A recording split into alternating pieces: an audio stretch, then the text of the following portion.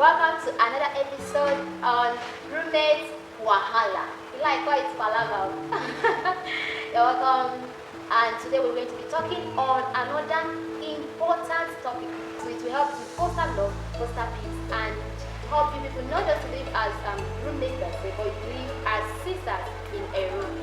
Before we enter into the topic we have today, I want with me to introduce themselves. Alright, hello roommates. My name is Rebecca Onoha Ujanidu. So I'm a graduate of University. I'm a lover of God and I'm opportunity to stay with like 3 roommates in my course of studies. So yeah, I'm a fashion designer, like people that's good. So yeah, I'm happy to be here. Okay, before we move on to the next person to introduce ourselves, this is not the first time we are having this show. It's not the first time I believe if you have not clicked to watch that show on Roommate Pillow Talk, you have to separate and watch it. You are going to be massively, let me not tell you the word. Okay, let's hear. Okay, my name is Amaka Magdechesi. I love God, I love people. I have the opportunity to stay with 7 minutes during my course of study. And I'm a realtor and I'm a writer. I write. So it's something in common between us, directors. We do real estate. yes, so bye now. Alright, let's enter into the food gist for today. And the gist is cooking separately or together? Which do you think is best?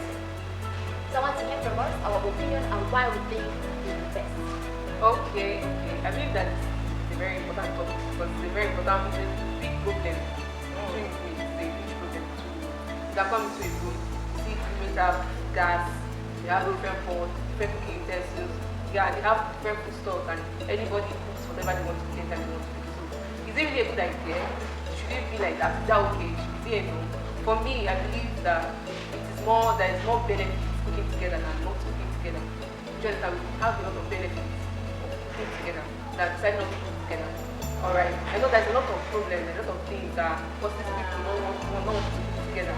Yeah, usually like different desires. Maybe someone wants to cook rice, wants to eat rice, the other person wants to egg sauce and yam.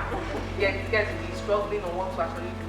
So cooking together helps to develop that teamship, that collaboration, people work together, you get them to adapt to each other. And when you guys have that habit of coming to a conclusion of what to finally cook, and then cook it and everybody's okay, it actually helps you get to understand yourself to number 1, and also to live in peace. Just can to live in peace because you guys can actually have that habit of talking and understanding and coming to a conclusion. You understand? It helps bond, it helps peace to live in. I know how they say a family that prays together stays together. My own is a family that eats together stays together. So I think it's nice that not just it being nice, that it creates that bond. It creates that sisterhood amongst you, being able to cook and do everything together, being able to mix your stuffs together. So even when your rice finished, you don't know whose rice finished. You just know that rice has finished in the house. So it doesn't matter, oh my rice has finished, though, please can you borrow me 3 cups of rice? Yes. When I buy rice, I'll give you. When I buy rice, I will replace it for you. Like you get. Meanwhile, you can just collect it freely, like it's your house. You get. So it creates that bond, and anybody that you will notice that people that actually do these things together, they have lesser issues and lesser baggage than people that don't. Yeah, it's very, very true. I know that most of us listening to us might have your reasons, your very tangible reasons why you don't want to cook together. But we want you to know that there are a lot of benefits when you cook together. The truth is that you might not, as the aspiring undergraduate, you might not know the person you will be staying with. What if you meet somebody from this north and you are from this east? What if you meet the person and you know that there are food that this person don't like what you like? The truth is that when we start staying together, like there are food that I've learned from I don't know what's that food. Oh, that's too. It's a bed without fire station. But I learned it from her.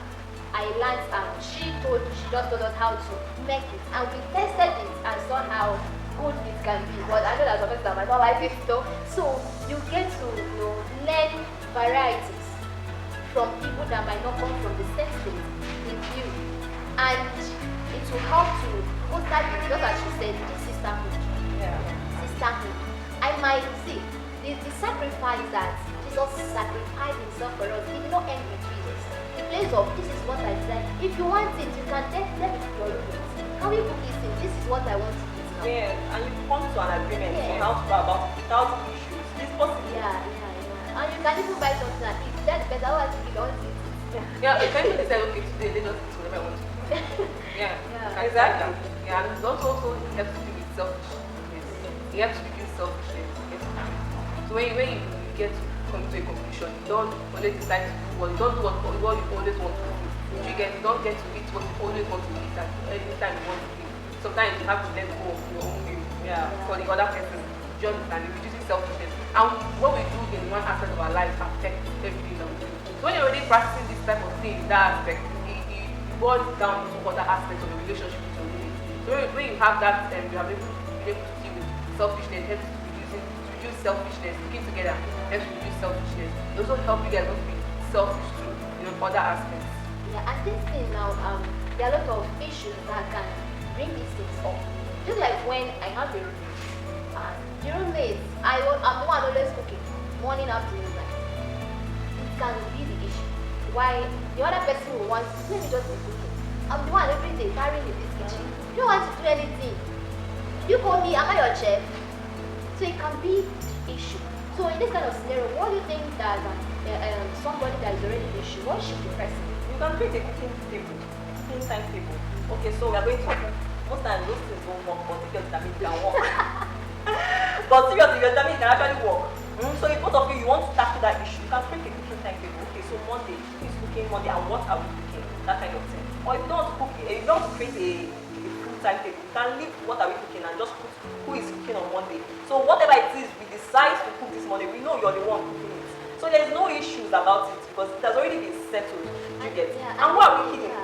What are we kidding? That really creates there's happiness when we do that. And this thing now, you can decide to go this way. But I think there should, every person that has a roommate, when you're not staying alone, you should have this common sense that you are two in this room. When somebody does this thing, you should have this sense that I should do too, not just this person doing it. Yeah, you should actually be feel like doing it, I mean, humanity. We are women, and the truth is that if the person gets annoyed, the person is not to blame. Because she has been doing it, and you are there, eating it. Okay, so it's actually common sense. Yeah, it's common sense. You know that this person has been cooking and cooking. It's common sense like, let me do it today. Maybe do it today, go and rest there, you have tried, you've been cooking. And then maybe if you don't want to follow the timetable, you can actually just decide maybe this person cooks today, maybe the next day I will cook, or maybe this person don't have strength to cook, I will cook. You understand? You can just make it like that. Maybe at any time that you are cooking, you can decide to cook what you want to cook. And maybe the next time your roommate is cooking, you can decide to cook what she wants to cook. Yeah. So two of you are having what you want. Yeah, it's a very wonderful understanding to embark on cooking together. The truth is that I know that there are persons that have cooked separately and they work for them. Yeah, it works for them. So, but if that works for you, and you don't want that is the only thing that will cause love between both of you. Oh, yeah, But one of the things that I see people that have friends that, but they still take other person's food stuff. Okay. Yeah. But maybe if they came into school, this person came with a car, this person came with a car. So there's no need of taking another car because you have already brought the cars in. So if that is the case, you people should know that you want to gas, but it should not be the reason why you should be separated. I think this separation should be something from the inside. It's not something that like because this is here.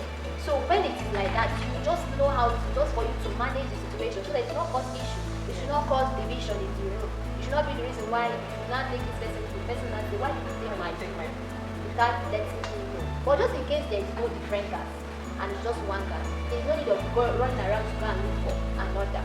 Unless you are staying with somebody that decided in her life is that I must cook separately. If that is the case. You know there's a way to actually melt that mountain, just melt it. Because sometimes that's what they believe that this is the best for me. So you cannot say, oh, because this person has had that mindset, oh, this is the best for me, pata, I will not do any other thing. I must be cooking alone. Then that means you just decide, okay, so you say you're cooking alone now. Even if if you're hungry, I will see where you eat from.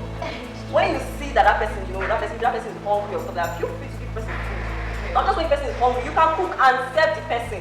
You notice that you can please the person's conscience. Maybe the person, you do it once, do it twice, do it 3 times, and before you know, the person, small the person is losing enough. Yeah, And the person will even notice the person is enjoying it because I'm hungry, you're giving me food. Who is losing? Yeah, and you will notice that the person will start whenever she cooks, whenever she cooks, she will give it to you. So from there, like what she was saying, if you're in a situation whereby you try to cook together and it's not working, because we are coming from different families, I don't know where the other person is coming from. Maybe you have tried, you talked to, and it's not working, and it just seems that not putting together is the best thing. That's fine for them. Then don't stick with that. Then from there, start giving the person food. You get when you cook, give to the person. When she cooks, she'll give to you. And you see from there, you start sharing food stuff. Yes, exactly. Then maybe when she wants to cook, she'll take your food stuff and ask for food. And from there, it will this from Or you notice she don't have something to complete her cooking. And you have it. Yes. So don't force things. Don't make it maybe at the beginning just starting up and say, no, let's cook together. If you just have a new roommate and they say, I don't want us to cook together, no problem. Accept that. Then with time, start doing this thing and see that It work out perfectly for good. It work out perfectly for good. So our discussion still boils down to if the person came with 2 gas, came with different kitchen utensils, and the person doesn't want at all, please stick to that and let it not just end here. Try to bring in the person in as you do your cooking. Bring in the person in. Let your mindset be. Let's make this simple. Let me be sister with you. Let's not be this and we look at we are living one apart. Yes. We are in the same room, but we are in different location altogether. there's something I just remembered. So there's this there's something that happened. Maybe 2 girls, I don't know. I've heard this thing that it's very difficult for 2 people actually. It's difficult because maybe you have a way you cook and the other person have a way they cook. They say, why are you doing like that? Doing like this? And so you find that they're correct. No, that's not what I do my own time too. I think the way to settle that is that everybody should just cook the way they can cook. When you make this time for me to allow her to cook the way she thinks. I think we should She point can. that to her. She doesn't like onion. She doesn't like onion in our food. And I used to wonder, sometimes she'll be eating and she's eating, she'll not be feeling those onion aside. As there, you want your Yeah, so you will not be like, okay, I don't like this onion. Yes, But don't put on yourself that. yeah. You get, you have to. Yeah. So I believe that you have seen the reasons why cooking together is preferably to cooking separately. Do what works for you. While judging of doing what works for you, do well to see that you are building sisterhood with your roommates. That peace is reigning, love is reigning, and Jesus is glorified in that room. I trust that you are following our episode by now, and just in case you are not doing it, you can do well to look for our episode. Bring in your question, drop it on the comment section, and you can also forward it to our email at ladiesframe.gmail.com. And the Lord will continue to bless us. See us next time. Bye. Bye.